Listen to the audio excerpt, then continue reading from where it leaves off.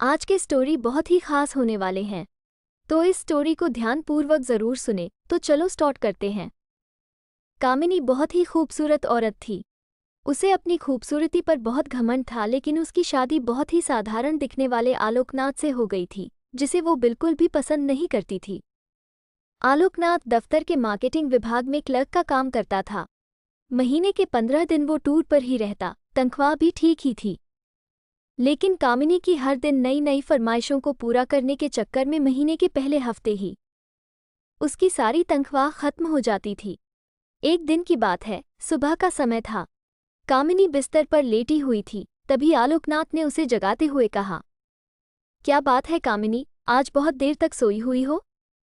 कामिनी, अरे, जिसकी किस्मत ही सो गई हो वो जागकर क्या करे? आलोकनाथ बोले, क्या बात है, आज सुबह सुबह ही ताने? कामिनी, तो क्या चाहते हैं आप, सुबह सुबह आपकी आरती उतारना शुरू कर दूं या पैर दबाऊं? आलोकनाथ समझ गया कि कामिनी को कोई चीज़ चाहिए, क्योंकि जब भी उसे कोई चीज़ चाहिए होती थी वो इसी तरह का नाटक करने लगती थी। आलोकनाथ, अरे, क्या चाहिए तुम्हें, बोलो ना। कामिनी, हाँ हाँ, बोल तो ऐसे रहे हो जैसे चांद तारे लेकर आ जाओगे मेरे लिए। कितने दिनों से आपको सोने की रिंग के लिए बोल रही हूँ, लेकिन तुम तो एक कान से सुनकर दूसरे कान से निकाल देते हो। आलोकनाथ, अब जितनी हैसियत है मेरी उतना ही तो कर पाऊंगा मैं, और अभी मेरा हाथ तंग है। 2-3 महीने रुक जाओ ना, फिर दिला दूंगा मैं। कामिनी, तो फिर मुझसे पूछते क्यों हो कि क्या चाहिए? जाइए, अपना काम करिए, मेरे सिर में बहुत दर्द है। आलोकनाथ क्या करता? किसी तरह कर्ज लेकर कामिनी के लिए रिंग ले आया, लेकिन कामिनी बहुत ही लालची औरत थी। उसे हमेशा कुछ नया चाहिए होता था। इस बीच कामिनी के पड़ोस में एक नया शादीशुदा जोड़ा अमन और सुप्रिया रहने के लिए आए। जब अपनी बड़ी सी कार में से अमन और सुप्रिया उतरे तो कामिनी अपनी बालकनी से उन्हें घूरते हुए सोचने लगी। कामिनी, मन में, वाह, कितना हैंडसम लड़का है, क्या मस्त कपल हैं दोनों, काफी अमीर भी लग रहे हैं दोनों। कितनी महंगी कार है इनकी, और एक मेरे पति हैं, न शक्ल अच्छी है और न ही कमाई। कामिनी को जब पता लगा कि ये जोड़ा बिल्कुल उनके बगल में रहने के लिए आया है तो वो उनसे दोस्ती करने के लिए मचल उठी। खास तौर पर अमन से उसकी दोस्ती करने की बहुत इच्छा थी। एक दिन वो उनके घर गई। उसने दरवाज़ा खटखटाया, दरवाज़ा अमन ने ही खोला। सामने से अमन को देखकर वो उस पर और भी लट्टू हो गई। कामिनी, जी वो, मैं आपके पड़ोस में रहती हूँ, थोड़ी चीनी चाहिए थी मुझे। अमन, जी, अभी देता हूँ। अमन, सुप्रिया सुप्रिया, जरा कटोरी में चीनी तो ले आना। सुप्रिया चीनी लेकर आ गई। अमन ने उसे कामिनी को देने को कहा। इस बीच कामिनी की नज़र अमन के घर पर थी। काफ़ी महंगी और एंटीक चीज़ों से सजा हुआ था उनका घर। जब सुप्रिया ने कामिनी को चीनी की कटोरी दी तो उसकी नज़र सुप्रिया के गले में पहने नेकलेस पर गई। उसने अंदाजा लगाया कि ये डायमंड का ही होगा। सुप्रिया और अमन दोनों ने कामिनी को घर के अंदर आने को कहा, तो उसने कहा कि फिर किसी दिन। कामिनी जब चीनी की कटोरी लेकर अपने घर गई तो आलोकनाथ की नज़र उस पर गई। आलोकनाथ, अरे, घर में तो इतनी सारी चीनी पड़ी है, फिर तुम पड़ोस से मांगकर क्यों ले आए? कामिनी, ये बात आपकी समझ में आ जाती तो आप अपने ऑफिस में क्लर्क नहीं होते। धीरे धीरे कामिनी अमन और सुप्रिया से दोस्ती बढ़ाने लगी। जल्द ही वो उनका विश्वास जीतने में कामयाब हो गई। कभी कभी सुप्रिया किसी काम से बाहर गई होती तो वो सुप्रिया की गैरहाजिरी में भी अमन के पास चली जाती और उससे घंटों बातें करती। अमन, हंसते हुए, अरे, बस करिए भाभी, आप तो हंसा हंसा कर जान ही ले लेंगी। कामिनी, अरे, ऐसा मत कहिए अमन, आपकी जान हमारे लिए बहुत कीमती है। हम तो आपके लिए अपनी जान भी दे सकते हैं, एक बार बोलिए तो। अमन, ये आप क्या कह रही है? कामिनी बोली, आप तो सीरियस ही हो गए। अब आपकी भाभी को आपसे मजाक करने का भी अधिकार नहीं है क्या? इनडायरेक्टली वो अमन को कई तरह के इशारे भी करती और उसे अपने झूठे प्रेम जाल में फंसाने की कोशिश भी करती, क्योंकि उसे पता था कि अमन बहुत ही अमीर है और वो उसकी सारी ख्वाहिशों को पूरा कर सकता है। लेकिन अमन अपनी पत्नी से बहुत प्यार करता था, इसीलिए वो कामिनी की इन हरकतों का कोई जवाब नहीं देता था। एक दिन की बात है, कामिनी अमन और सुप्रिया से मिलने उनके घर आई। सुप्रिया बोली, आइए आइए भाभी, हम आपकी ही बातें कर रहे थे। कामिनी, मेरी बात। सुप्रिया, अरे ये अमन तो हमेशा आपकी बात करते रहते हैं। कामिनी, अच्छा क्या कहते हैं अमन? सुप्रिया, यही कि आप बहुत अच्छी है। कितनी मज़ेदार बातें करती है। आपके जैसी पड़ोसी मिलना तो आजकल के समय में बहुत ही मुश्किल है। सुप्रिया के से मुंह से अपने लिए अच्छी अच्छी बातें सुनकर कामिनी मन ही मन बहुत खुश हो रही थी और उसे लग रहा था कि एक ना एक दिन तीर निशाने पर लग ही जाएगा। इस बीच सुप्रिया के भाई की शादी तय हो गई। उसके मायके वाले उसे बार बार बुला रहे थे, इसलिए सुप्रिया को शादी के 20 दिन पहले ही जाना पड़ा। अमन को इतनी लंबी छुट्टी नहीं मिलती, इसलिए उसने शादी के कुछ ही दिन पहले जाने का तय किया था। इधर कामिनी को जब पता लगा कि सुप्रिया 20 दिनों के लिए अपने मायके जा रही है तो उसने मन ही मन एक प्लान बनाया। कामिनी मन में, यही सही मौका है अमन को फंसाने का। आलोक भी बाहर है और सुप्रिया भी अपने मायके गई हुई है। सुप्रिया को मायके गए हुए अभी 2 ही दिन हुए थे। रात को 9 बजे कामिनी ने अमन के घर का दरवाज़ा खटखटाया। अमन ने जरा देर से दरवाज़ा खोला। कामिनी, क्या बात है अमन, बहुत देर कर दी दरवाज़ा खोलने में? अमन बोला, अरे भाभी, वो किचन में रोटियां बना रहा था। आपको तो पता है ना मुझे बाहर का खाना बिल्कुल पसंद नहीं है।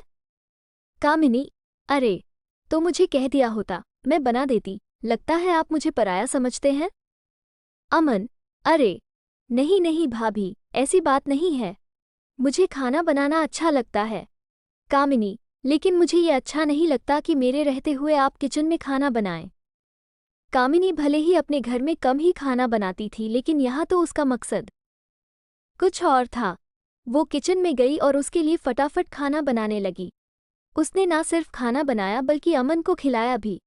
अब तो कामिनी सुबह शाम उसके घर आती और उसका खाना बनाती। अमन को कामिनी का ये स्वभाव बहुत अच्छा लगा। एक दिन, अमन, कामिनी भाभी, मैं आपको क्या कहूँ? सच में आप मेरी बहुत मदद कर रही हैं, नहीं तो खाना बनाना और ऑफिस भी संभालना सच में बहुत मुश्किल काम है। एक दिन की बात है, कामिनी सुबह सुबह अमन के घर आई। अमन को लगा कि हर दिन की तरह वो खाना बनाने आई होगी, लेकिन हर दिन वो 8 बजे के बाद आती थी। लेकिन आज तो 7 ही बज रहे थे। कामिनी, अरे अमन, वो क्या है ना कि आज मेरा शॉवर खराब हो गया है। बुरा ना मानो तो मैं आज तुम्हारे बाथरूम में नहा लूं? अमन ने हामी भर दी। इधर कामिनी तो किसी और फिराक में थी।